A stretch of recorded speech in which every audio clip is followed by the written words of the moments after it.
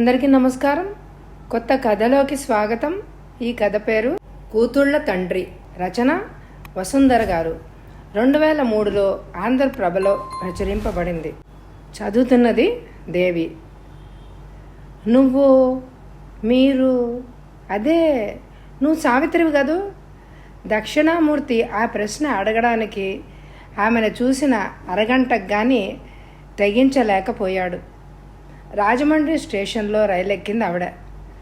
వచ్చే జనాన్ని పోయే జనాన్ని తోసుకుంటూ తప్పించుకుంటూ ఆవిడ ఆ సీటుకి చేరే లోపల ప్లాట్ఫామ్ మీద ఒక అబ్బాయి కిటికీలోంచి చెయ్యి పెట్టి అక్కడ ఒక రుమాలు వేశాడు.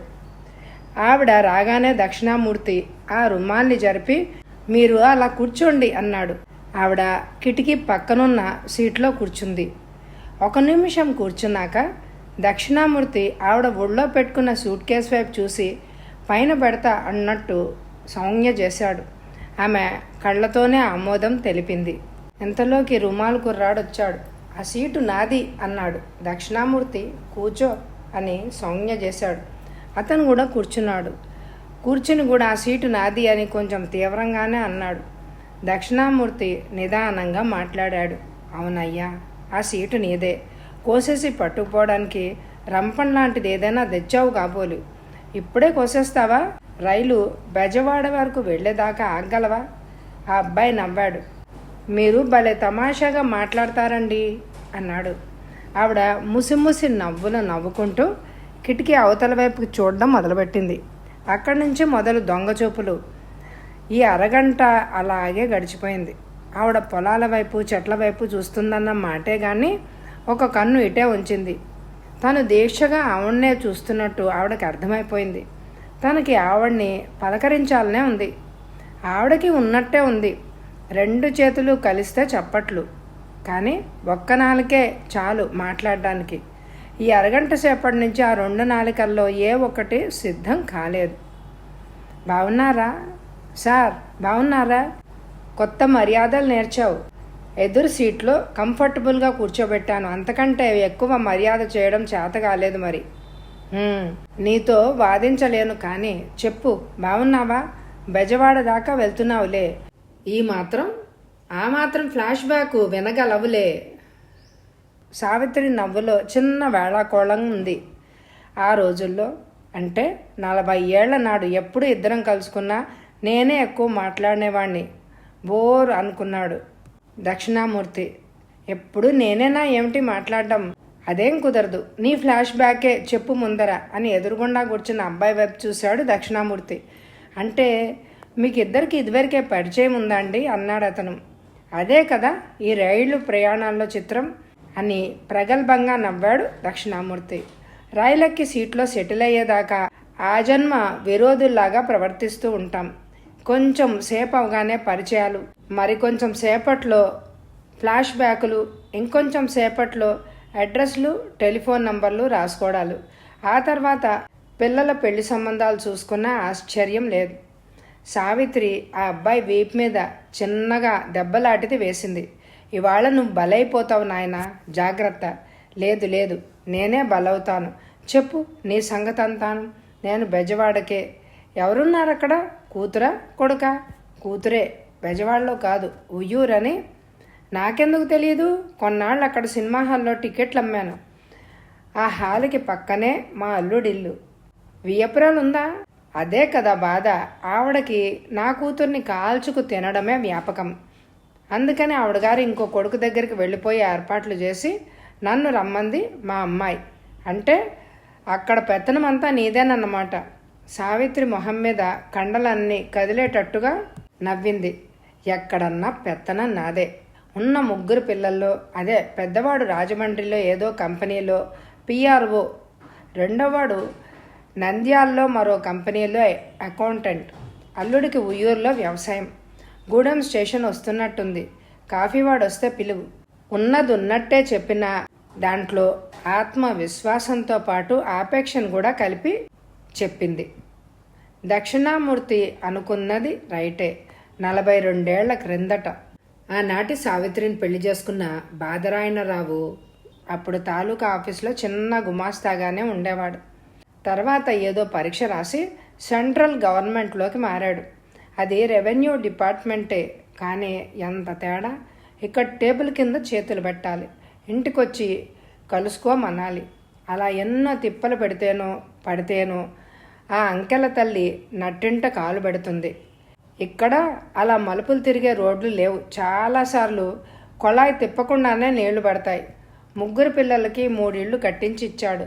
ఉద్యోగాలు గవర్నమెంట్లో ఇప్పించుకోలేకపోయాడు, కానీ కస్టమ్ల డిపార్ట్మెంట్లో సాధించుకున్న పలుకుబడితో అంతంత మాత్రం చదువు కన్నా ఎక్కువ సాధించుకోలేకపోయిన కొడుకులు ఇద్దరికి ప్రైవేట్ కంపెనీలలో మరీ అంత నాసిరకం కాని ఉద్యోగాలు ఇప్పించుకోగలిగాడు. బాదరాయణరావు పిల్లలు 3కి పెళ్ళిళ్ళు చేసి తర్వాత 2 ఏళ్లకి ఆఫీసర్ హోదాలో రిటైర్ అయ్యాడు. అయితే డాక్టర్ ఏం చెప్పారంటే అతను 25 ఏళ్లగా అలవాటు పడ్డ ఘాటు పానీయాలు ఒక్కసారిగా బహుశా కొనుక్కోవలసి రావడం వల్ల మానేయడంతో జీవన శైలి శరీర ధర్మాలు మారిపోయి పిడుగులా ఉన్న మనిషి చెప్పా పెట్టకుండా వాలిపోయాడని.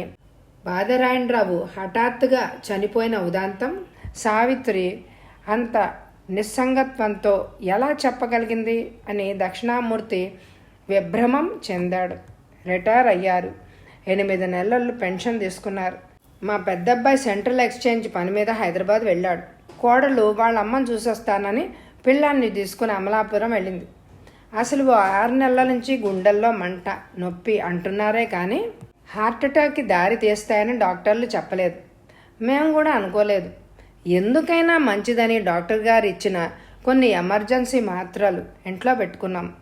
ఆ వేళ సాయంత్రం 4:15. అంతసేపు సోఫాలో కూర్చుని ఓ పక్క టీవీ చూస్తూ 3 నిమిషాలకు ఒకసారి ఫోన్లో మాట్లాడుతూ ఉన్నట్టుండి సావి దిండు పట్రా అని, అది తెచ్చేలోగా టాబ్లెట్ పట్రా అని మరో కేక వేశారు. టాబ్లెట్ చేతిలో పెట్టుకొని నీళ్ల కోసం చేయి చాపారు. నేను తెల్లమొహం వేశాను. టాబ్లెట్ తెచ్చిన దానివి నీళ్లు తేవాలని తెలీదా అని. అబ్బే ఆవేశం లేదు, మామూలుగానే అడిగారు. లోపలికి వెళ్ళి నీళ్లు తెచ్చేసరికి అవి అందుకోవడానికి ఆయన శరీరం ఉంది కానీ అందులో ప్రాణం లేదు. బాదరాయణ సుఖోపజీవి. వస్తువు కానీ డబ్బు కానీ తనకు కావలసిన సమస్త సరంజామ స్థావర జీవ నిర్జీవ అవసర విలాస సుఖ పదార్థాలు ఏవైనా సరే చిరునవ్వుతో రప్పించుకునేవాడు. చెడ్డవాడు అవడానికి వీలే కానీ ఎవ్వరూ అలా అతనితో కానీ ఇంట్లో వారితో కానీ అసలు ఎప్పుడూనూ జబ్బు పడ్డాను మొర్రో నన్ను ఆసుపత్రికి తీసుకెళ్ళండి, నా సేవల కోసం మీరందరూ తిప్పలు పడండి, నేను బ్యాంకులో దాచిన డబ్బు నా ఆరోగ్యం బాగుపడ్డానికి ఖర్చు పెట్టండి అని ఆజ్ఞాపించలేదు. మంచాన పడి మూత్ర పురుషాలు ఎత్తిపోయమని హింస పెట్టనూ లేదు. అనాయాస మరణం వినా దైన్యైన జీవనం అన్న పదానికి ఉదాహరణగా నిలిచిపోయాడు. ధనుడే కాక ధన్యుడు కూడానని అనిపించుకున్నాడు. పిల్లలు సావిత్రిని అడవనివ్వలేదు. పని పని పని. ఈ కొడుకులింట్లో ఆవకాయ పెట్టడం ఉంటుంది. ఆ కోడలు ఒళ్ళు మరిచి నిద్రపోతే ఆ కొడుక్కి రాత్రిపూట నిద్ర రాకుండా కూర్చొని చదువుకోవడానికి టీ చేసి ఇవ్వాలి. కూతురికి నెల తప్పినా కోడళ్ళకి నెలలు నిండినా వీళ్ళ దగ్గర నుంచి పురుళ్ళ దాకా ఒక రకం పని. వాళ్ళు కన్న పిల్లల్ని వాళ్ళకన్నా శ్రద్ధగా చూస్తుంది అని అనిపించుకుంటూ వాళ్ళ ఉచ్చగుడ్డల్ని ఉతికి ముడ్లు కడిగింది. కూతురింట్లోనూ వండింది, కొడుకుళ్ళ ఇళ్లలోనూ వండింది. వాళ్ళు పెట్టిపోతల కోసం వరండాలో చాపా దిండు వేసుకొని పడుకోలేదు. కొడుకుల ఇళ్లలో ఒక్కొక్క దాంట్లోనూ ఖచ్చితంగా అమ్మ గది ఉంటే అదో గొప్ప కాదు కానీ కూతురింట్లో అమ్మ మంచం ఆ కూతురి మనసులాగే విశాలం. ఆ మహారాజు పుణ్యమో పాపమో కారణంగా వస్తున్న పెన్షన్ ధర్మమా అని అమ్మ మా ఇంట్లో ఉండాలి అంటే మా ఇంట్లో ఉండాలని హఠాయిస్తారు. అందులో శ్రమ ఉంది, వేదన ఉంది, సంతోషం ఉంది, ఆనందం ఉంది, చిరాకు ఉంది, అన్నీ కలిపి జీవితం కన్నా మించిన ప్రాణం ఉంది. ఒంటరితనం లేదు, అనారోగ్యం లేదు, దారిద్ర్యం లేదు. ముఖ్యంగా దీన్ని ఏం చెయ్యాలి అని వేదన పెట్టే తీరిక లేదు. దక్షిణామూర్తి లేచి నిలబడ్డాడు. సూపర్ ఫాస్ట్ ఇంటర్సిటీ ఎక్స్ప్రెస్ అతన్ని నిటారుగానే కాక స్థిరంగా కూడా నిలవనివ్వడం లేదు. అయినా అతను ఎడం చేత్తో పట్టుకున్న కిటికీ కమ్మిని 2 క్షణాల పాటు వదిలి దాన్ని కుడి చేతిలోకి జోడించి సావిత్రికేసి నమస్కారం పెట్టి తల వంచాడు. అదేమిటి అంటూ కంగారు పడింది సావిత్రి. ముందు ఆ 2 చేతుల్ని తన చేతులతో విడదీసింది. జబ్బలు పట్టుకుని అతన్ని కూర్చోబెట్టింది. ఏమిటి మూర్తి, ఎందుకు ఇలా చేశావు? నీకన్నా చిన్నదాన్ని, నీకన్నా తక్కువ చదువుకున్న దాన్ని, నాకు దండం పెట్టడం ఏమిటి? ఆయు క్షీణం అని కొళ్ళొత్తుకుంది. నీ గతమంతా చెప్పావు, నీ ప్రస్తుతం అంతా చెప్పావు, నీ భవిష్యత్ అంతా ఊహించాను. నీ వయసుకి చదువుకి కాదు నేను నమస్కారం చేసింది, పరిపూర్ణం నిత్య సంతోషమైన నీ చరిత్రకి చేశాను. గతం కొద్దిగా ఉన్నా ప్రస్తుతం కానీ భవిష్యత్తు కానీ లేని వ్యర్థ జీవిని నేను. ఆనాడు నిన్ను పెళ్లి చేసుకుందామని కోరుకున్నా, నీకు మంచి జీవితాన్ని ఇవ్వలేకపోతున్నానన్న స్పృహతో తప్పు చేయకుండా తప్పుకున్నాను. ఆ సంతోషం పట్టలేక దండం పెట్టాను. దక్షిణామూర్తి ఉన్న ఊళ్ళోనే ఒక ప్రైవేట్ కంపెనీలో ఉద్యోగంలోకి చేరాడు. ఆశలు ఉన్నాయే కానీ ఆ ఉద్యోగం అతని ఆశల్ని నెరవేర్చుకునే దారికి చేరనివ్వలేదు. సంసారంలో దిగాడు. 3 ఆడపిల్లలు పుట్టారు. వాళ్ళ పెళ్ళిళ్ళు అయ్యేదాకా ఉండిన ఇల్లాలు 6 ఏళ్ల కిందటే పోయింది. పెన్షను లేదు. ఇల్లు అమ్మేసి బాకీలు తీర్చాడు. కూతుళ్ళు 3కి కడుపుల నిండా ప్రేమ ఉంది కానీ వాళ్ళు ఆ అల్లుళ్ళు భార్యలే కానీ తన పేగులు కారు. ఎవరింటికి వెళ్ళినా 10 రోజులకి మించి ఉండనియ్యరు. ఓల్డేజ్ హోములు ఉన్నాయి కానీ వాటి నిర్వహణ కూడా స్టార్ హోటల్ నిర్వహణకి దగ్గరసా ఉంటుంది. పని చేసి మీ రుణం తీర్చుకుంటాను. పాతకాలం వాణ్ణి కనుక నా ఆలోచనలు దీక్ష సిన్సియర్గా ఉంటాయి, నా అక్షరశుద్ధి మంచిది అని చెప్పుకుంటే మాకు అవేవి అక్కర్లేదు అంటోంది కొత్త తరహా జీవన శైలి. నా పని మొగుడు చచ్చిన ముండకన్నా అధ్వాన్నంగా ఉంది. నా చదువు, ఆలోచన, మంచితనం, బుద్ధి కుశలత పనికి రావడం లేదు అని తెలుసుకున్నాను. నా మంచిని కోరావు, నీ ఆపేక్షకి నేనే దండాలు పెట్టాలి. ఆనాడు నువ్వు నన్ను పెళ్ళాడుంటే నీ అప్రయోజకత్వ ఫలితంగా నేను అని అనుకుంది సావిత్రి. సరిగ్గా 10 రోజుల తర్వాత నిశ్చింత అనే పేర ఉన్న ఒక వృద్ధాశ్రమం వారి నుండి దక్షిణామూర్తికి ఒక ఉత్తరం వచ్చింది. అయ్యా, కీర్తిశేషులు వై బాదరాయణరావు గారి భార్య సావిత్రి గారు మీరు జీవించి ఉండేంతకాలం మా సంస్థకు నెలకు 2,000 రూపాయలు చేరే విధంగా ఒక బ్యాంకులో ఒక ఫిక్స్డ్ డిపాజిట్ వేసినారు. మీరు వెంటనే మా ఆశ్రమానికి వచ్చి నిశ్చింతగా ఉండవచ్చును. మీ ప్రయాణపు ఛార్జీల నిమిత్తం 200 రూపాయలు ఇందులో మనీ ఆర్డర్ ద్వారా పంపడం అయింది.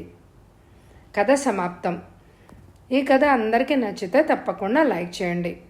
ఎండ్ స్క్రీన్లో ఇదివరకు చదివిన కథలు ఉంటాయి, తప్పకుండా వినండి. Thank you very much my dear friends.